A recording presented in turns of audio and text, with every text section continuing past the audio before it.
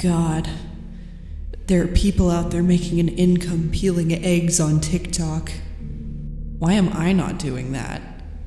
Why do I take 3 months to upload videos onto YouTube that aren't even that attention grabbing? Sure, I love doing it, but it's just taking time away from whatever is going to help me make money to survive. There's no way enough people are going to be interested in this for me to be able to do it regularly. Especially when I have no idea how to segue from my intros to the main video. Like that Before Your Eyes video I'm doing. I've written like 3 different intros for that one and none of them work. Not to mention that my room's a mess and I need to stop sleeping all day. Oh shit, did I leave my camera on? This video is going to contain spoilers. If you haven't played the game, either do so or resign yourself to experiencing the narrative through this video. Okay, let's get to it.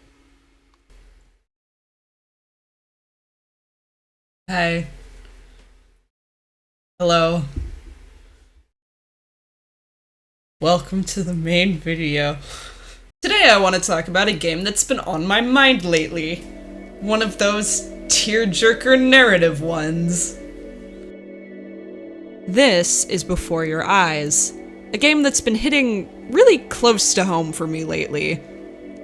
In this game, your eyes are the controller, and when you blink, things happen. But every time you blink? Well, no.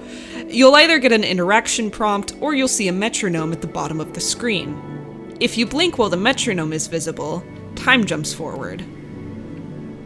Now, when I first saw this game in the thumbnails of all those videos titled "Saddest Game Ever Made," I thought to myself, okay, yeah, this is a game about time flying by as you watch all your loved ones die, and it's sad because as humans, we're cursed with the knowledge of our own deaths, and as responsibilities pile on with every passing year, time seems to skip ahead more and more, and we slowly lose touch with the meaningful connections and experiences that make our lives beautiful until ultimately it's too late and we lose these things forever. And yeah, well, it is that. Kind of. What I absolutely could not have foreseen was how weirdly called out I felt after playing this game. Like, it addressed something uncomfortably specific to my own self-image and anxieties. And, I don't know, I just think it says something really important, and it does so pretty damn effectively for such a short game. I want to talk about it with you guys, because maybe some of you can relate to what the game is trying to say. You guys want to see the game now? Okay, I'll show you the game now.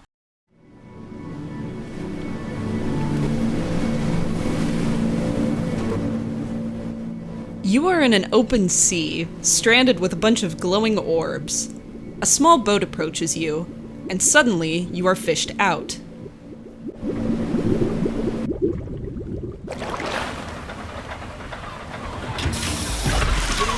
Must be fouls. That's mine. Well, hello there, stranger. Whew. You're a real bright and shiny one, aren't you? Turns out, you were just another orb. A lost soul. And you've been chosen. You are en route to see someone called the Gatekeeper, to whom this ferryman is going to present your case. Now, if she's impressed, I get paid the big coin, and you get yourself a spot in her magnificent city. If she ain't, well, I eat seagull for dinner again, and you, well, we don't have to worry about that. You're going to show this dude your life by reliving it. But every time you blink, You're going to jump forward in time. Could be a second, could be 5 years. That's just how this thing works. Alrighty then. I hope he's ready for this. Now, the next time that you blink, I'm gonna send you back. Now, don't be afraid, and don't try to fight it. And just try to enjoy it this time. and yeah, that's the premise. Simple enough. You start on the beach with your mom when you were an infant. And then suddenly, you're celebrating your first birthday while your dad films the occasion. And soon enough, it becomes clear that we're experiencing the life of a boy named Benny. And the cool thing about Benny is that he has a toy piano. Oh, you want to play along with Mommy, don't you? Benny's mom here is a composer, but she hasn't really had success in getting her work out there. You see, her dad made her practice piano a lot as a kid, and Ben's mom hopes to impart some of this knowledge onto her son. So she gives him little lessons here and there, but nothing too rigorous. Anyway, one day Ben's dad brings home a stray kitten and names it Ernie. And the family ends up keeping it even though the mom's allergic. Look at this smug motherfucker. Ben starts getting more and more piano lessons from his mom, and one day he decides to start playing one of her pieces by ear.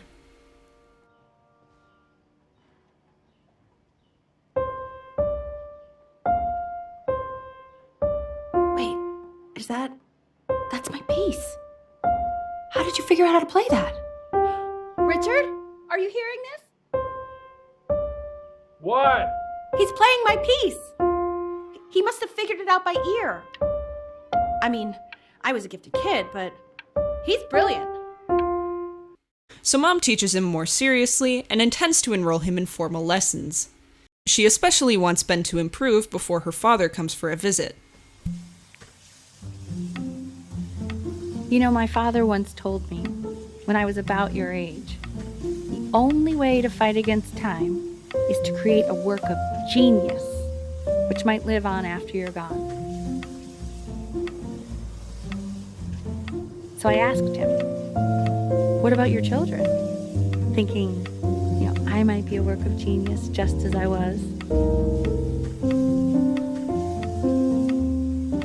He said, yes, I suppose. If you made a work of genius, I could live on through that as well. For some reason, we don't ever actually see Ben's grandpa visiting. Flash forward a bit, and the cat gets lost before coming back pregnant a few weeks later. She has the babies, which are kept outside until they find homes, due to the mom's allergies. Later, while outside taking pictures, Ben sees a girl named Chloe playing in the new neighbor's yard. She notices Ben and asks him to take a picture of her. It turns out that she and Ben are classmates, and the two become friends.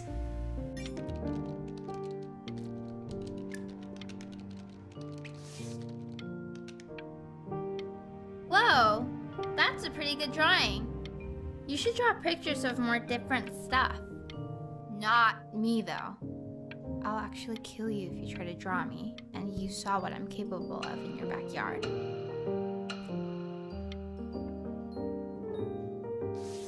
Benny, why did you draw me? You're not good enough. I look so ugly. Ugh. Anyway, Mom wants Ben to switch schools so that he can pursue music more vigorously, meaning he'll need to prepare for an audition. And now he has to practice all the time. But all he wants to do is hang out with Chloe. Lights out. You need to be rested for tomorrow. Memory consolidates when you're asleep. So if you go to sleep now, you will awaken a master. Trust me. Richard, tell your son to turn the lights off. Benny, Mom says turn the lights off. Not Mom says, you say.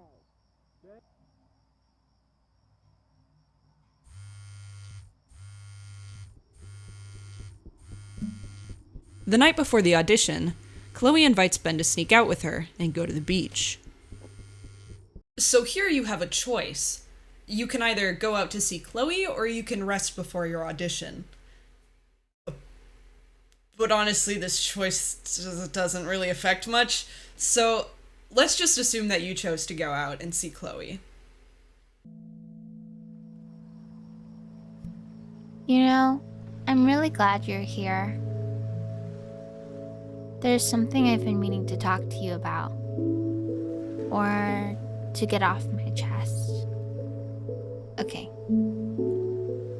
I don't think Consters is actually a really good game. My cousin Yoon, he was in town this weekend, and he was explaining how it's actually a ripoff of a really good Japanese game. He calls it a cash grab. So I'm sorry that I made you like it because it's actually a terrible game. But I also think that if it was a really good game, maybe we wouldn't have enjoyed playing it as much. We would have been so focused on how good it was and not the feelings we had while we were playing it. Like, my favorite vegetable is the tomato, but Yoon thinks that they're the grossest ever. And you're probably the least popular boy in the school, but I also like hanging out with you the most, which was also something I wanted to talk to you about. I like hanging out with you a lot, which is weird because after what happened with my mom, I never liked hanging out with anyone. So this has been a big surprise for me this year, in a lot of ways. I think I like that you let me talk. My cousin never lets me talk. My dad does, but I can tell he's not really listening.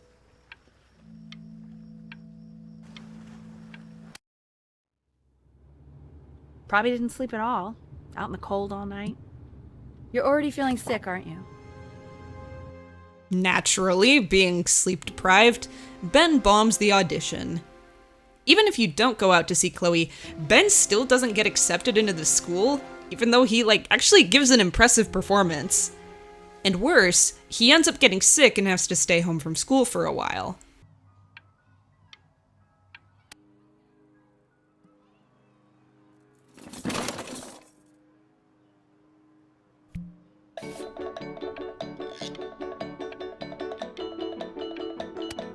And it's at this point that he abandons music and starts obsessively drawing and painting, making leaps in improvement. And after he gets better, he goes to art school, and soon enough his work is being displayed in art shows. Skip ahead a few years and Ben becomes a renowned painter. But his world is quickly shaken up. Hey, Ben. Don't even pick up this call, okay? I mean it. I'm just calling to inform you that I went to the doctor today, and, well, I'm gonna be a little sick for a while, but really, I don't want you worrying about it at all. You're at such an important moment in your career, and I'm just so proud of you. This is nothing but a little bump in the road for me. I'm going to be fine. Okay? But that's enough from me. Now, you'll hear from the person who I believe was the single thing in the world my wife was most proud of. Her magnum opus, so to speak. I think you all know who I'm talking about. Benny? You ready to come up here? Go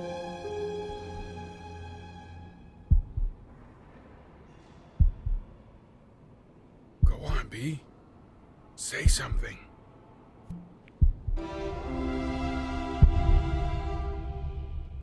What's wrong? Why aren't you talking? Benjamin cuts himself off from the world, painting only portraits of his mom.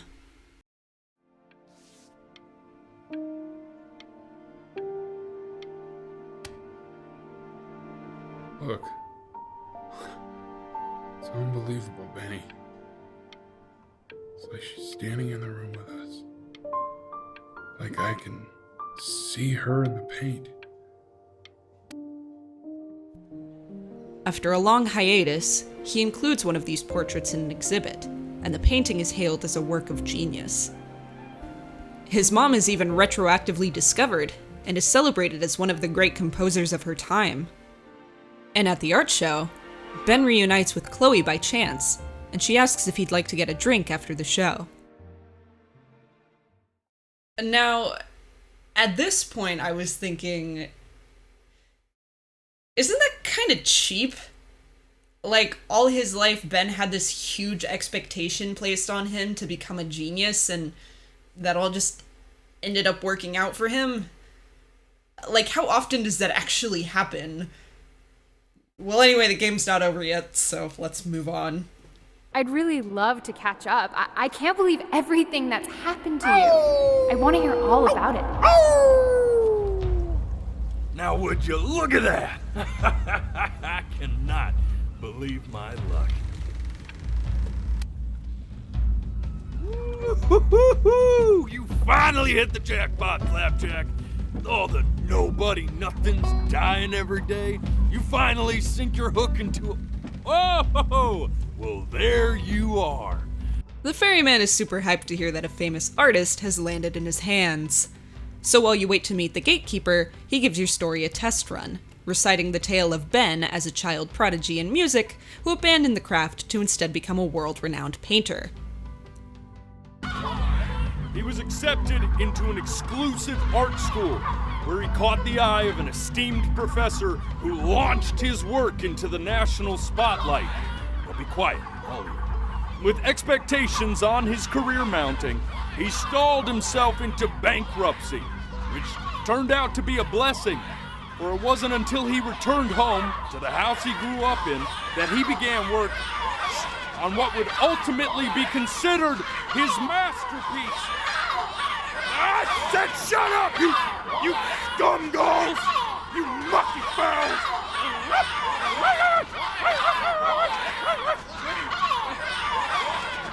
All right! I get it! I hear what you're saying. I hear what you're saying.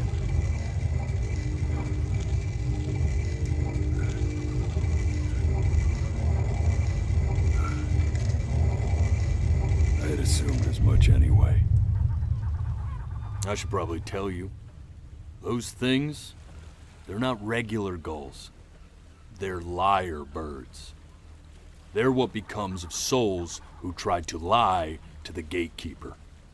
And once they try that, they're never allowed near her city again.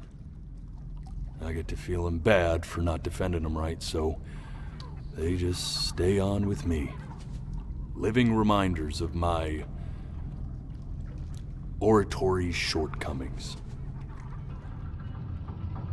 Now don't think that I haven't dealt with people like you. You're ashamed of something. Something so terrible, you're trying to blink right past it. The ferryman chews Ben out for being a liar, and he demands to see his life as it truly was. This time, he won't allow you to breeze over the painful details. Stay here. What did your mother hear on that phone call?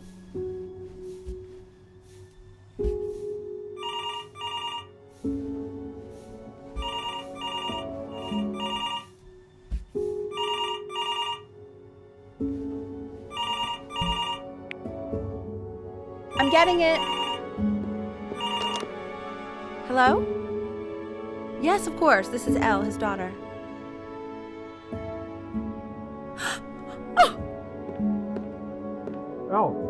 I see. What is it? She knew she hadn't yet lived up to her father's expectations. And now, she never could. We also see a horrifying memory of what really became of the cat's kittens. They were eaten by coyotes, and their death instilled in Ben a sense of life's impermanence. Everything about Chloe and the beach is still true, but some of the details were a little distorted. And we learn this when we have to keep our eyes closed to eavesdrop on our parents. I mean, what's the point? What do you mean? What's the point? What does that mean? What's the point of any of it? If he's never gonna get any better. The ferryman becomes more compassionate as he realizes Benny's plight and urges you to remember the rest of what really happened in his life. One day, Mom brings him a typewriter so he has something to do while bedridden. She suggests that Ben write the story of his life and what he wants it to be. So, he writes The Great Life of Benjamin Bryn and shows it to Chloe. You really got into this, didn't you? Oh, here I am. But on the eve of his big audition, he completely dropped the ball, staying up all night with his first love and blowing it the next day. First love? Okay, Benny. Ben's mom also reads it, but afterwards she can't face him about it because it breaks her heart a little, knowing that her kid won't live to become the man in the story. Also, she just read a fan fiction about her own death and funeral, so that's gotta be a bit odd. Ben starts to hate himself, knowing as well that he'll have died very young without achieving anything great.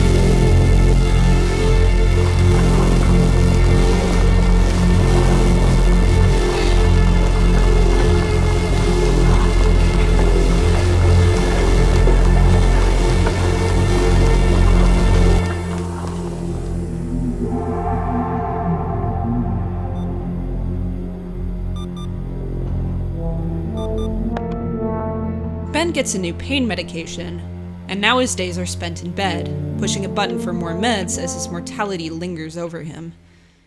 When his mom is clearly in a bad spot, Ben's dad asks if he can play her song on the piano one more time.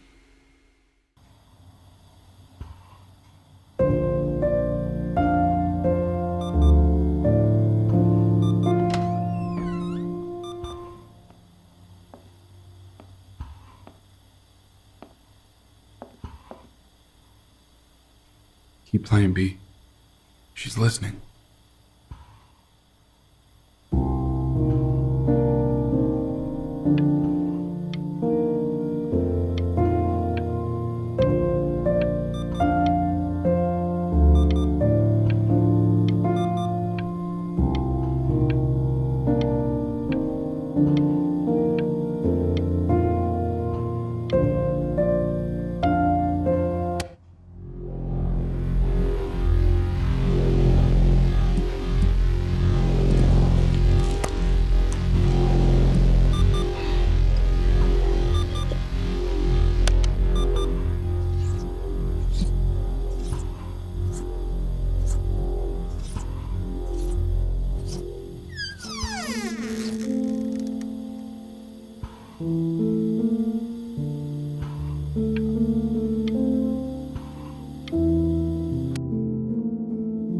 What are you doing, Elle? She's gonna make you sick.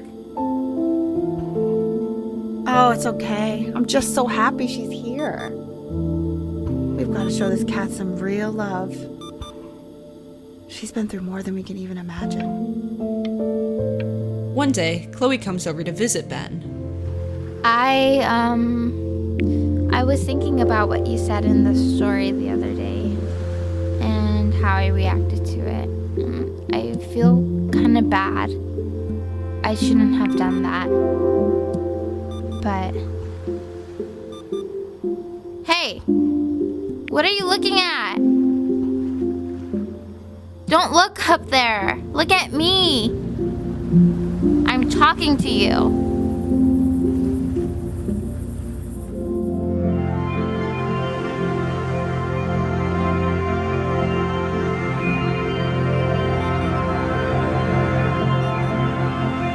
I want to give you something, but I think I don't want to be in the room when you see what it is. So maybe If you close your eyes, I can give it to you and I'm gonna leave. Close your eyes now, okay?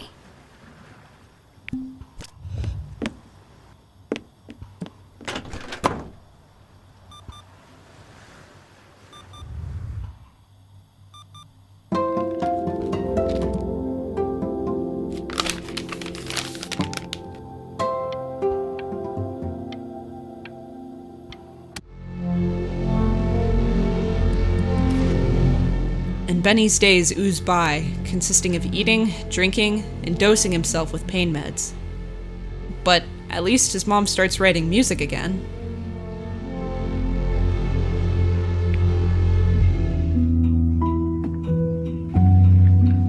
What is that? It's something new I'm working on. So you're writing again? It's just a melody that came to me. It feels good to play it. It's sad. Yeah, well, that would make sense. But do you like it? I mean, yeah. I love everything you do. What do you like about it? Not this old trap. Go on. I'm waiting. Well, it made me feel like if the unspeakable darkness I'm carrying can be so well expressed, maybe it's not so unspeakable.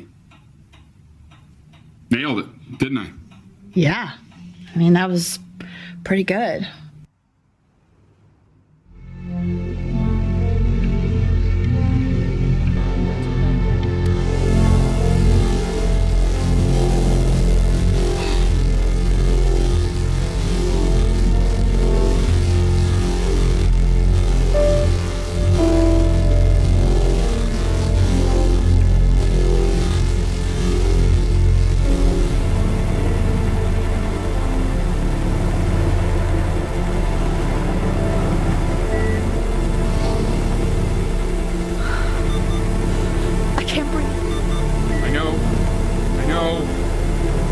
It's okay, Benny, I understand. There's no need to show me anymore.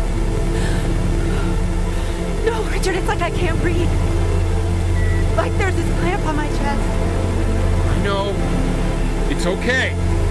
You can come back to me now.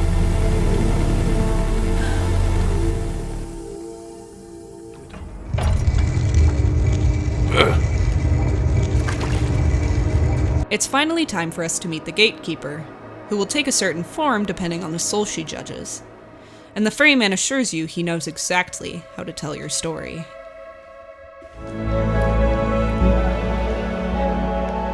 There she is. Wish me luck. Gatekeeper, before you sits the soul of a child who died before he could grow old.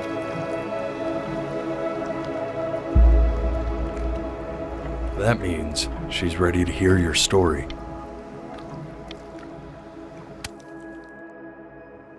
You know, I never told you how much I loved your story.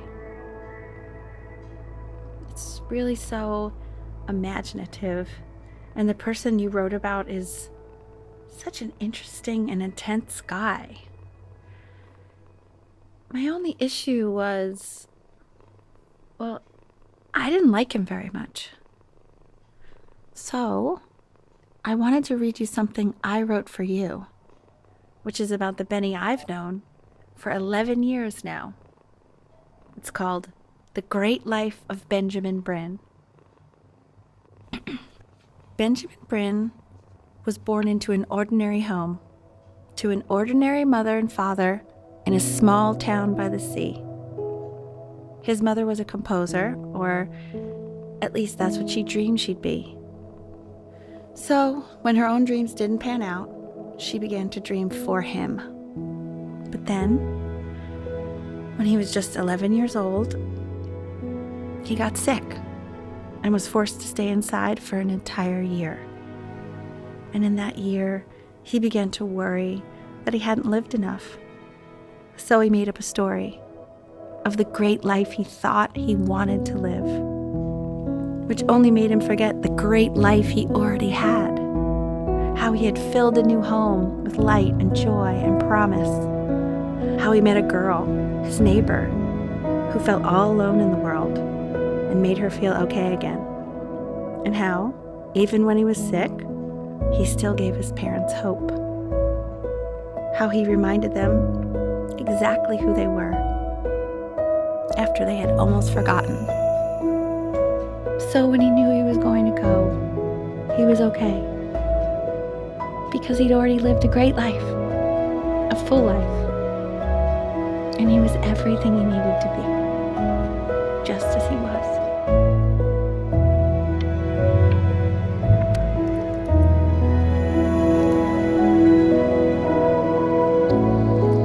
She accepts. Close your eyes now, and keep them closed. She's gonna let you in. Why is he smiling like that?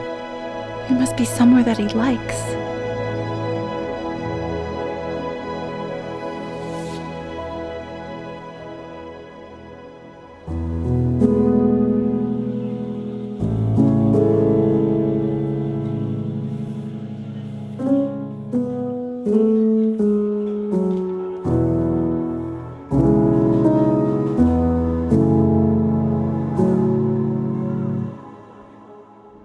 You know, for a while now, I've wondered if I'm just not a good enough storyteller. If I just don't have grand enough words, can't tell grand enough stories. But grand words and stories, I think they may be overrated. There's two characters that really embody everything this game is trying to say. Benny and his mom. Basically, Ben's mom was raised to make up for her father's shortcomings in becoming a genius. And, you know, I can't really think of a better way to set your kid up for failure. Ben's mom, having not reached the success her father would have wanted, totally pushed this onto her son. Hey, we do not throw things in this house. If you're mad that you aren't good enough yet, you'll just have to keep working at it. You know, one day you'll be able to paint exactly what you have in your head. You'll be a real artist. Unlike your poor mom. So now the pressure was put on Ben to become a genius so that his mom could have some way of preserving her and her father's memory. Weird. But you can't blame her all that much because this attitude of needing to become great was instilled in her at a very young age. And at least she just accepted it when Ben didn't want to do music anymore. Ben didn't decide he wanted to be a serious musician, he just liked playing on his toy piano as a kid. And while he was pushed into all these lessons and made to practice all the time, he should have been discovering what he was truly passionate about, and spending time with kids like Chloe. So, the meaning of the game is pretty straightforward, but like I said, I wasn't expecting to feel so specifically called out. I'm a young person trying to start a career in music, but I'm a little bit of a latecomer to the scene. Yeah, a latecomer. I was 18 when I started playing guitar. But I think art communities are harsh to people like me. Or at least they present themselves that way. Because I'm in an awkward spot. I'm too young to be an endearing grandma learning guitar for the first time, and I'm too old to be taken seriously as someone who can really build an impressive discography. Good luck getting into a solid college program for composition or performance if you weren't really young when you started playing. I didn't even try to go to college for music, because it was too late. So, all that is to say, I feel a lot of pressure to do really good, really fast, or else I might not be worth anything at all. And what exactly is it that really good looks like anyway? Well, it's that work of true genius. We all feel that we need it to set ourselves apart from all the other artists, to show that we are a real artist. Because, you know, there's really not a lot of affirmation in the media that an artist can do their job perfectly well without being an international sensation. Because the world isn't hurting for more art, or content as we call it nowadays. So if you're gonna take up resources being creative, you better churn out something real good. But art is a reflection of life. And how can one really crank out meaningful work if they're not taking in those, for lack of a better term, blink and you'll miss it moments?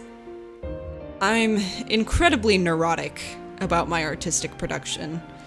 Whenever I'm not putting time into my work, I'm stressing about it, thinking that it's too late, that I let myself atrophy too much in my teens, and now I'll never be able to create to the level that I aspire.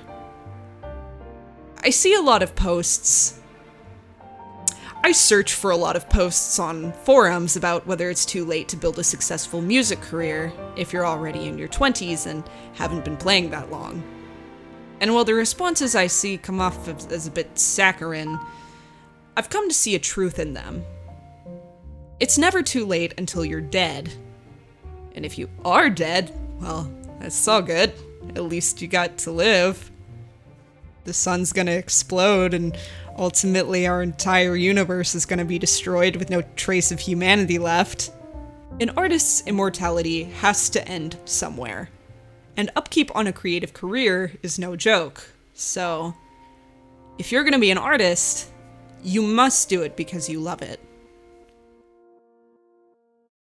Was this a positive video? I'm not really sure anymore. Well, next time I'm gonna talk about a spooky game. So, I hope you like that. Goodbye.